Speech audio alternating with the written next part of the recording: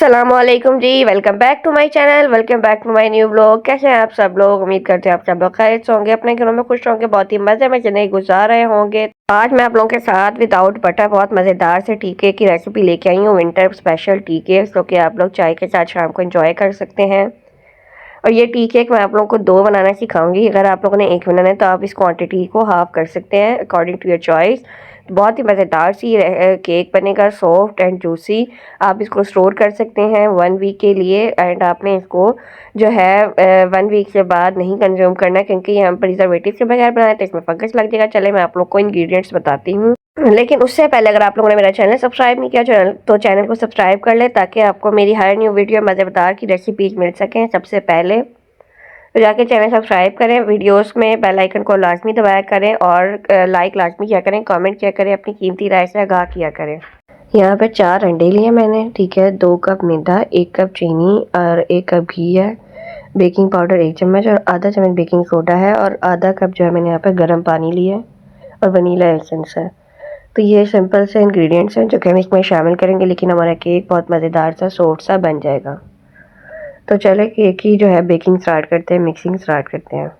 अब यहाँ पर जो है मैंने एक बाउल ले लिया, इसके अंदर जो है मैं अंडे शामिल कर दूँगी। अंडे शामिल करने के बाद जो है मैं इसको बीट कर लूँगी।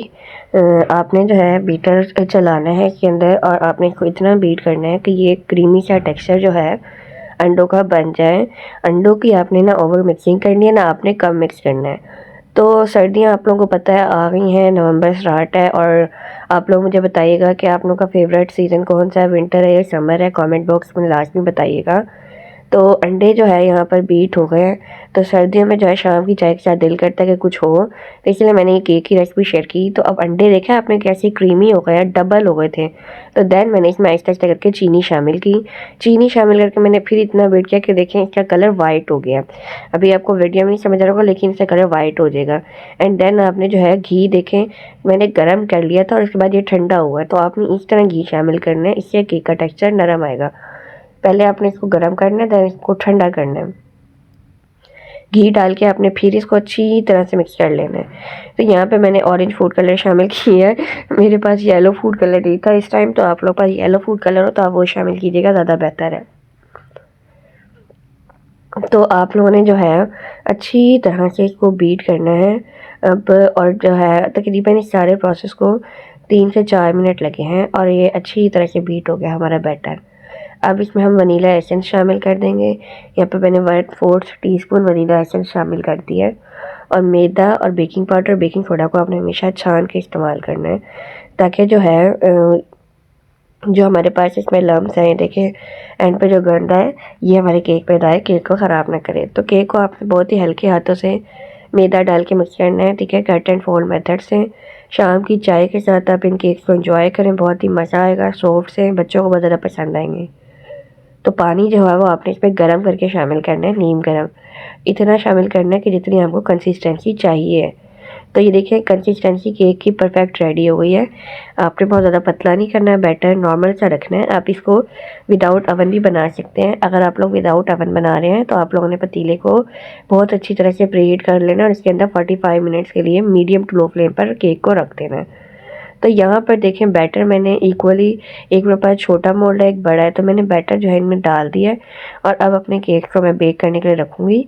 अवन मैंने प्री हीट करने रख दिया था 200 डिग्री सेल्सियस पे 20 मिनट के लिए। और अब हम केक को अंदर रख देंगे और इसको हम ही पकाएंगे तकरीबन जो है 40 मिनट्स के लिए on the 180 degree Celsius.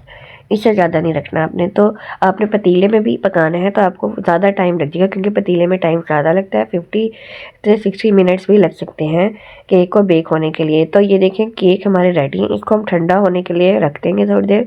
Then हम इसको डीमोल्ड करेंगे। आप लोगों को सब्र से काम लेना है, ठंडा करके फिर आपने डीमोल्ड करना है। तो अब यहाँ पर जो है देखिए मैं बटर पेपर के साथ इसको कितने आराम से निकल गया, जैसे मैंने इसमें बटर पेपर सेट किया है। तो आप लोगों ने बटर पेपर लाजमी सेट करना है। तो ये देखिए जी, अब मैं इसको केक को सेपरेट करूँगी और मैं आपको दिखाती हूँ। ये देखें कितने आराम से उतर रहा है और इतना सॉफ्ट केक है। ये मैं भी आपको कट करके बताती हूँ, आप लोगों को इसकी लुक से ही पता चल जाएगा कट करने से कि ये कितना सॉफ्ट है। तो लाजमी आप लोगों ने ट्राई करना है अपने घरों में, मुझे बताना है कि आप लोगों को ये रेसिपी कैसी लगी। और आप लोगों को मज़ा आया ये रेसिपी, इंजॉय किया आप लोगों ने। तो ये देखिए मैं बेसब्री होके इसको दोनों को एक ही साथ काटने की कोशिश कर रही हूँ और ये देखें कितने परफेक्ट स्लाइस कट रहे हैं। तो अब जो है मैंने पूरी कोशिश की कि ये दोनों एक ही साथ कटे, लेकिन ये नहीं कट रहे तो मैं अब इनको अलग अलग ही कट करूँगी। और आप लोग स्लाइस देख सकते हैं कि कितने फूले हुए, कितने कमाल बने, और सॉफ्टनेस माशाल्लाह चेक करें आप, देखिए कितने सॉफ्ट हैं। तो आप लोगों ने ये रेसिपी लास्ट भी ट्राई करनी है और इसको आपने एयर टाइट कंटेनर में रखना है ताकि ये हार्ड ना हो, सख्त ना हो आप लोगों के केक। तो आप एयर टाइट कंटेनर में रखेंगे तो बिल्कुल ऐसे ही सॉफ्ट रहेंगे। तो इसी के साथ मुझे इजाज़त दें, मिलेंगे एक न्यू ब्लॉग में एक नई रेसिपी के साथ। अपना बहुत सारा ख्याल रखिएगा, अपनी दुआ में याद रखिएगा। अल्लाह हाफिज़।